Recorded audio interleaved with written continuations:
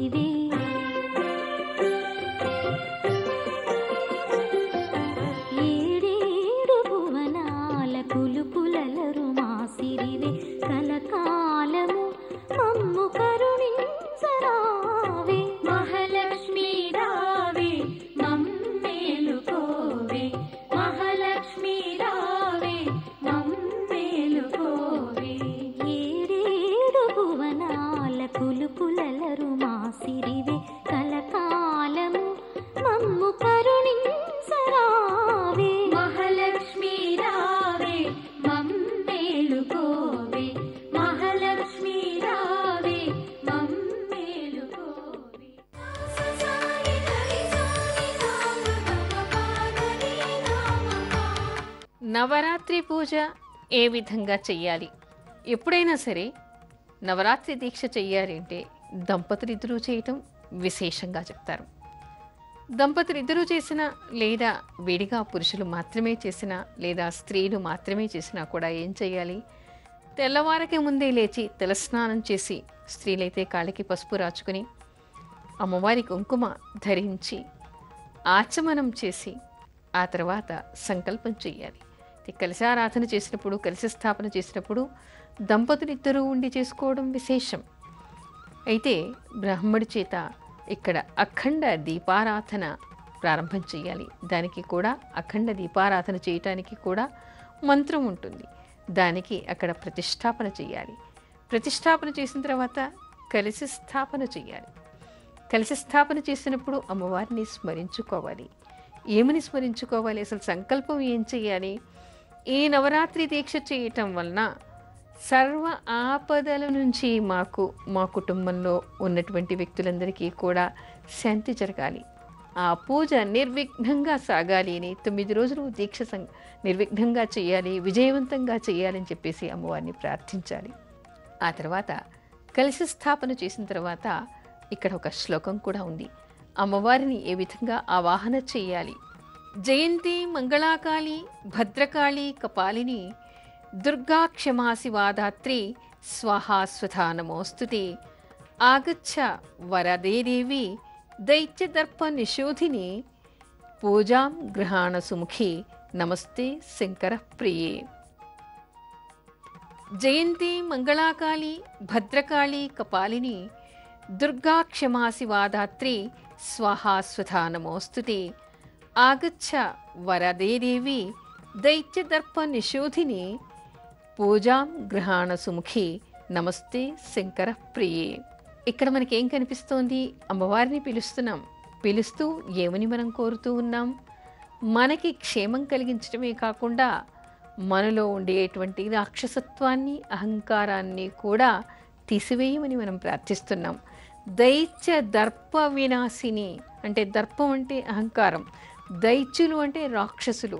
అంటే ఎవరైనా శత్రువులు మన పట్ల దైత్యులుగా ఉండి, రాక్షసులుగా ఉండి మనని ఇబ్బంది పెడుతూ ఉంటే వాళ్ళ నుంచి కానీ, మనకి దుష్టగ్రహాలు, సూక్ష్మశక్తులు, గ్రహాల పీడల వలన కానీ, లేదా మనలోనే ఉండేటువంటి రాక్షసత్వం వలన కానీ, లేదా మన చుట్టుపక్కల కూడా ఉన్నా కూడా ఆ దైత్యాన్ని, అహంకారాన్ని, దైత్యులని, అహంకారాన్ని కూడా నశింపచేయమని చెప్పేసి, అందుకోసం అని చెప్పేసి అమ్మవారిని మనం ఆవాహన చేస్తూ ఉన్నాం. ఇక్కడ భక్తి, శ్రద్ధ ఇక్కడ చాలా ముఖ్యం. అందుకని సత్వగుణంతో మాత్రమే నవరాత్రి దీక్షను చేయాలి అనేటువంటి విషయాన్ని చెప్తారు. తర్వాత ఎవరైనా సరే శక్తి మేర ఖర్చు చేసి దాన ధర్మాలు ఈ సందర్భంలో చేయాలిట. ఆ తర్వాత ఇక్కడ సంకల్పం కూడా ఏమిటంటే, ఎవరైనా సరే మొదటి రోజే అమ్మవారి దగ్గర సంకల్పం చేసుకోవాలి.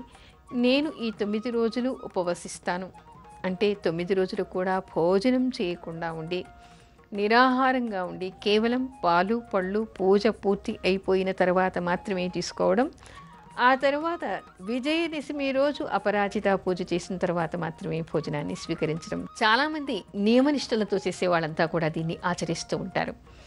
అలా కాకుండా నేను ఏకభుక్తం చేస్తాను అని చెప్పేసి కూడా ఎవరైనా సంకల్పించుకోవచ్చు.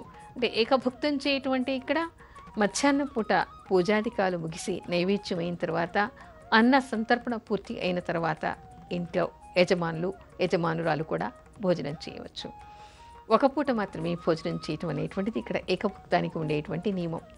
అలా కాకుండా కొంతమంది నేను నక్తం ఉంటాను అని సంకల్పించుకుంటారు. నక్తం ఉండటం అంటే 9 రోజులు కూడా రాత్రిపూట కూడా పూజ పూర్తయిన తర్వాత మాత్రమే భోజనం చేస్తారు. ఆ తర్వాత ఇంకోటి ఏమిటంటే అందరూ కూడా ఇక్కడ నవరాత్రి దీక్ష ఎవరెవరు చేస్తున్నారో ఆహార నియమాల్ని పాటించడం, బ్రహ్మచర్యం చేయటం అనేటువంటిది ముఖ్యంగా పాటించాలి. అయితే మరొక విషయం, కొంతమంది 9 రోజులు చేస్తూ ఉంటారు, మరికొంతమంది 5 రోజులు 3 రోజులు చేస్తూ ఉంటారు. అంటే పూజ 9 రోజులు కూర్చొని చేయటానికి వీలు కానటువంటి వాళ్ళు, అననుకూల పరిస్థితులు ఏ ఇతర కారణాల వలన వచ్చినా కూడా కొంతమంది 9 రోజులు చేయలేక 5 రోజులు 3 రోజులు చేస్తూ ఉంటారు.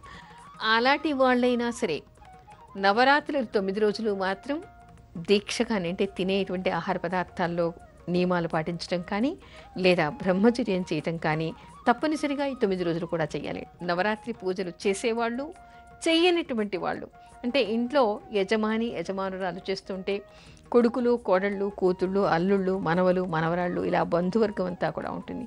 కానీ ఆ పూజ చేసేటువంటి దగ్గర ఉండేటువంటి వాళ్ళందరూ కూడా బ్రహ్మచర్యాన్ని పాటించాలి, మద్యమాంస నిషేధాన్ని పాటించాలి. అంతేకాకుండా మరొక విషయం, ఇక్కడ ఏమిటంటే అన్న సంతర్పణ తప్పనిసరిగా అమ్మవారికి చేయాలి, అభిషేకం చేయాలి. అభిషేకం చేసేప్పుడు ముఖ్యంగా స్త్రీ సూక్తంతోనూ పురుష సూక్తంతోనూ అమ్మవారికి అభిషేకాలు చేయాలి. పళ్ళరసాలు కానీ లేదా గంగాజలాలు కానీ పంచామృతాలు కానీ వేసి అమ్మవారికి అభిషేకాలు చేయాలి. వస్త్రాలతో అలంకారం చేయాలి. ఆ తర్వాత వచ్చినటువంటి వాళ్ళందరికీ కూడా ఇక్కడ ప్రతిరోజు నియమం ఏమిటంటే నవరాత్రి దీక్ష చేసేటువంటి వాళ్ళు కుమారి పూజ చేయటం, ఆ తర్వాత సువాసిని పూజ చేయటం, వటువు పూజ చేయటం. వటువు అంటే ఉపనయనం అయినటువంటి బ్రాహ్మడు, తర్వాత వివాహం కానటువంటి బ్రాహ్మడికి ఇక్కడ పూజ చేసి భోజనం పెట్టడం, వేదవేత్తల్ని కూడా సన్మానించడం, వాళ్ళకి భోజనం పెట్టడం అనేటువంటి ప్రత్యేక నియమాలు మనకి కనిపిస్తూ ఉన్నాయి. సర్వజనులు కూడా అమ్మవారి పటాన్ని పెట్టుకొని ఉదయమే దీపారాధన చేసి వాళ్ళకి తోచినటువంటి అమ్మవారి శ్లోకాల్ని చదువుకొని, ఏమీ లేకపోతే క్యాసెట్ పెట్టుకొని విని అమ్మవారిని అర్చించవచ్చు. ఏ నామాలు రాలేదనుకోండి, ఏ పూజలు మీకు రావు, ఏవి అనుకూలంగా లేవు, సీడీ పెట్టుకోవడానికి కూడా మీకు అనుకూలత లేదు, అలాంటప్పుడు కూడా ఆఫీస్కి పెడుతున్నాం, పొద్దున్నే 5 గంటలకే వెళ్ళిపోవాలి, 4 గంటలకు లేచి దీపారాధన చేసి అమ్మవారికి ఏదైనా ఒక పండు కానీ ఒక ఫలం కానీ పెట్టి, లేదు కాసిని పాలైన నైవేద్యం పెట్టి శ్రీమాత్రే నమః అనేటువంటి మాటని అనుకుంటూ ఉండండి. అహర్నిశలు శ్రీమాత్రే నమః, శ్రీమాత్రే నమః, శ్రీమాత్రే నమః అంటూ ఉండండి. అమ్మవారు మీ చుట్టూ తిరుగుతుంది, మిమ్మల్ని ఆశీర్వదిస్తుంది. అమ్మ పిల్లలని ఏ విధంగా అక్కున చేర్చుకుంటుందో, ఏ విధంగా తన పిల్లలకి రక్షణ కవచంలాగా ఉంటుందో, అమ్మవారిని పిలిచిన వాళ్ళకి, అమ్మవారిని నమ్ముకున్న వాళ్ళందరికీ కూడా ఆవిడ అలా రక్షణ కవచంలాగా వెన్నంటి ఉండి ఎప్పుడు కూడా వాళ్ళని కాపాడుతుంది అనేటువంటి విషయాన్ని తెలుసుకుని అనన్య భక్తి కలిగి ఎవరు వారి అనుకూలతను బట్టి పూజ చేస్తారో వాళ్ళందరికీ కూడా సమానమైనటువంటి ఫలితాన్ని అమ్మవారు ఇస్తుంది అనేటువంటి విషయాన్ని తెలుసుకోవాలి.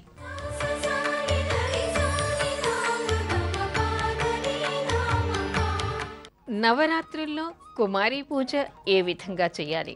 అదేమిటంటే ఎప్పుడు కూడా కుమారి పూజకి 1 సంవత్సరం లోపుగా ఉన్నటువంటి అమ్మాయి పనికిరాదు. అంటే 2 సంవత్సరాలు ఉన్నటువంటి అమ్మాయిని మొదటి రోజు, అంటే నవరాత్రుల్లో ప్రతిపద రోజు 2 సంవత్సరాలు ఉన్న అమ్మాయిని, ఆ తర్వాత 2వ రోజు నవరాత్రుల్లో 3 సంవత్సరాలు ఉన్నటువంటి అమ్మాయిని, ఆ విధంగా ఒక్కొక్క రోజుకి ఒక్కొక్క సంవత్సరం పెరుగుతూ 9 రోజులు నిండే వరకు, 9 రోజుల్లోనూ 9 సంవత్సరాలు నిండే వరకు ఉండేటువంటి అమ్మాయిల్ని పూజ చేయాలి అనేటువంటి విశేషం కనిపిస్తోంది. ఈ పూజ ఏ విధంగా చేయాలి? అమ్మవారికి మనం ఏ విధంగా పూజ చేస్తామో ఆ విధంగా వాళ్ళ పాదాలకి పూజ చేయాలిట. ఇక్కడ ఒక్కో రూపంలో ఒక్కో రోజు పూజించేటువంటి స్వరూపానికి ఒక్కో రకమైనటువంటి ఫలితాలు మనకి చెప్పబడ్డాయి. పాడ్యమి రోజు అంటే నవరాత్రుల్లో మొట్టమొదటి రోజు కలిసి స్థాపన చేసినటువంటి రోజు అమ్మవారిని ఇక్కడ 2 సంవత్సరాల బాలికని కుమారి అనేటువంటి స్వరూపంతో అమ్మవారిని పూజిస్తాం. అలా పూజించటం వలన దరిద్రము దుఃఖ బాధలన్నీ కూడా పోతాయిట. రెండవ రోజు అంటే విదియ రోజు అమ్మవారిని ఇక్కడ త్రిమూర్తి స్వరూపంగా పూజించాలిట. అంటే త్రిమూర్తి అవతారంగా అంటే మహాకాళి, మహాలక్ష్మి, మహాసరస్వతి స్వరూపిణిగా ఇక్కడ త్రిమూర్తి అవతారంగా ఇక్కడ ఉంటుంది. కాబట్టి 3 సంవత్సరాల బాలికని రెండవ రోజు విదియ రోజు పూజించాలి. అలా పూజించటం వలన మనకి ఉండేటువంటి సకల కోరికలు నెరవేరుతాయిట, దారిద్ర్య దుఃఖ బాధలు పోతాయిట. తర్వాత మనకి రజోగుణం తర్వాత తమోగుణం పోయి సత్వగుణం ఏర్పడుతుంది అనేటువంటి విషయాన్ని చెప్తారు. తదే రోజు కూడా మనం కళ్యాణి అనేటువంటి రూపంలో అమ్మవారిని పూజించాలి. అలా పూజించటం వలన విద్యా బుద్ధులు పిల్లలకి బాగా వస్తాయిట, విద్య అభివృద్ధి చెందుతుందిట. ఆ తర్వాత చవితి రోజు అంటే చతుర్థి అనేటువంటిది 4 మనకి నవరాత్రుల్లో పాడ్యమి, విద్య, తదియ, ఆ తర్వాత వచ్చేటువంటిది చవితి. చవితి రోజు మనం అమ్మవారిని రోహిణి అనేటువంటి రూపంలో ఈ బాలా పూజ చేయాలి, కుమారి పూజ చేయాలి. అలా చేయటం వల్ల సకల రోగాల నుంచి కూడా నివారణ జరుగుతుందిట. తర్వాత వచ్చేటువంటిది మనకి పంచమీ తిథి. పంచమీ తిథి రోజు కాళికను పూజించటం వలన సకల శత్రు సంహారం జరుగుతుందిట. అంటే ఎవరికైనా, ఎవరి ఇంట్లో అయినా, ఆ యజమానికి కానీ, ఆ కుటుంబ సభ్యులకి కానీ ఎవరైనా శత్రువుల నుంచి పీడ ఉంటే ఆ పీడలన్నీ కూడా నివారణ జరుగుతాయి. ఆ తర్వాత వచ్చేటువంటిది మనకి షష్ఠి తిథి రోజు మనం చండిక అనేటువంటి రూపంతో అంటే చండికా స్వరూపంలో బాలా పూజ, కుమారి పూజ చేయటం వలన మనకి సకల ఐశ్వర్యాలు చేకూరుతాయి అని చెప్పేసి మనకి శాస్త్రం చెప్తోంది.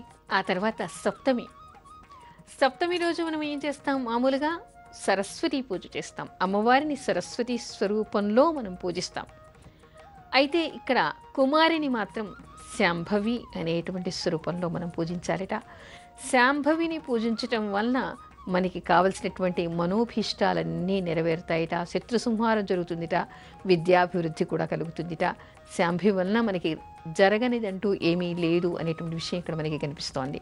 మరొక ముఖ్యమైనటువంటి విషయం ఏమిటంటే ఇక్కడ సప్తమి రోజు శాంభవి రూపంలో ఎవరైనా ఈ కుమారి పూజ చేస్తే తప్పనిసరిగా వాళ్ళకి దూరమైనటువంటి వాళ్ళు, వాళ్ళ ఆత్మీయులందరూ కూడా దగ్గరికి వచ్చి చేరికవుతారు అనేటువంటి విషయం మనకి కనిపిస్తోంది. ఆ తర్వాత ఉండేది మనకి అష్టమి. ఈ అష్టమికి ఉండేటువంటి ప్రత్యేకత ఏమిటంటే దుర్గాష్టమి.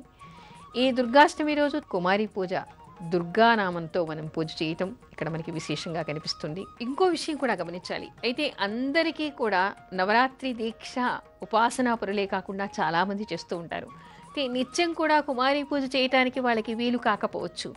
కేవలం దుర్గాష్టమి రోజైనా సరే 9 సంవత్సరాల బాలికని పిలిచి కొత్తని వస్త్రాలు ఇచ్చి కాళ్ళకి పసుపు పారాణి రాచి దుర్గాస్వరూపంగా భావించి ఆవిడికి షడ్రసోపేతమైనటువంటి భోజనం పెట్టి ఆవిడ పాదాలకి నమస్కరించి దుర్గాస్వరూపిణిగా భావించి దుర్గాం దేవీం శరణమహం ప్రపచ్చే దుర్గాం దురిత దుఃఖహరం నమామి అని ఆ దుర్గాదేవిని స్మరిస్తే చాలు, వాళ్ళకు ఉండేటువంటి కష్టాలు దుఃఖాలన్నీ కూడా దూరం అయిపోతాయని చెప్పేసి మనకి శాస్త్రం చెప్తోంది.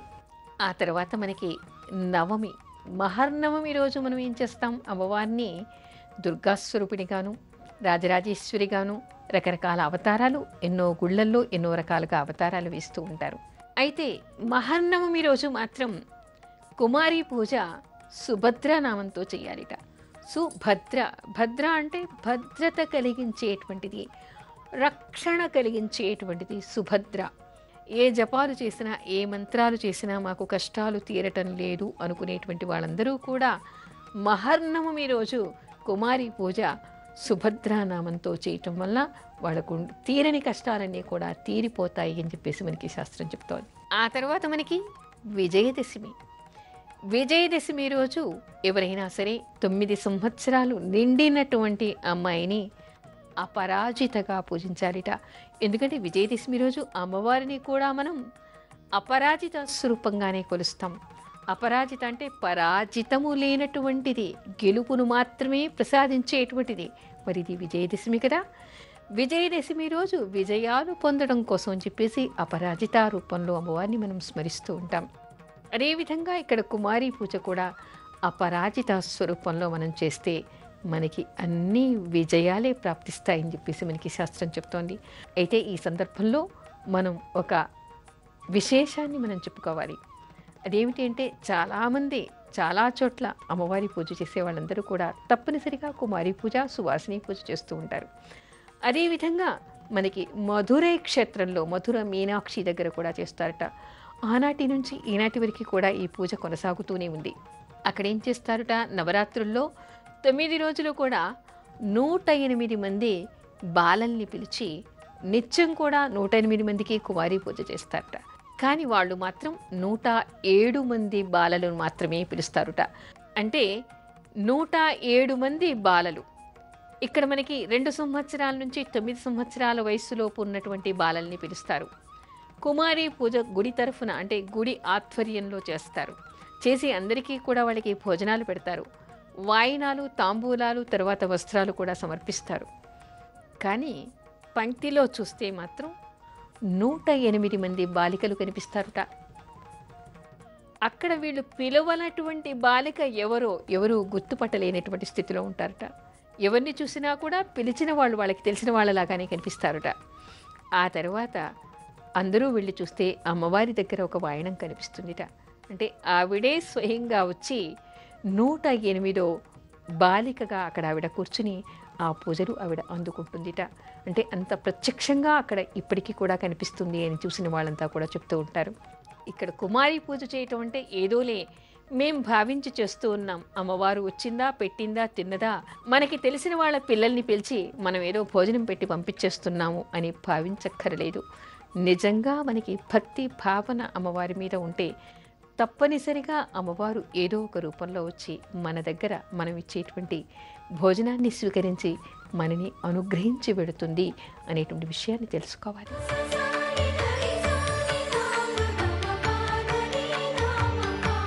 ఇప్పుడు అర్చనలో కొన్ని భక్తి గీతాలు.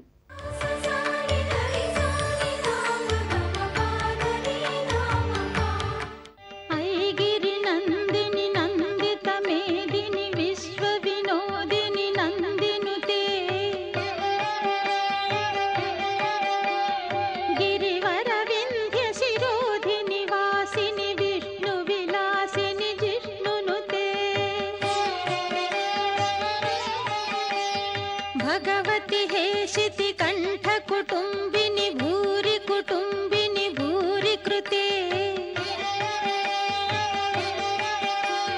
जय जय हे महिषासुरमर्दिनि रम्यकपर्दिनि शैलसुते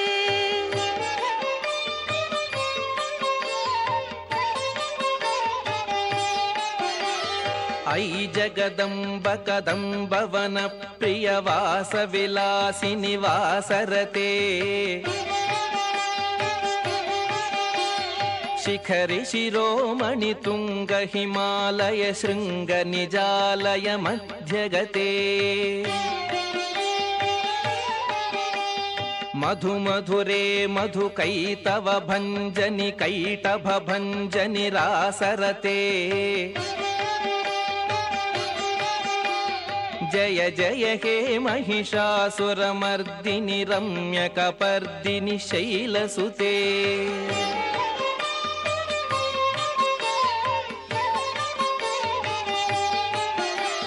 हयरण मर्मर शात्रवदोर्धुर दुर्जय निर्जय शक्तिभृते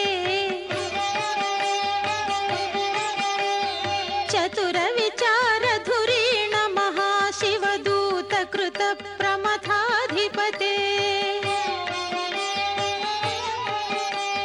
दुरित दुरीह दुराशय दुर्मद दानवदूत दुरंत गते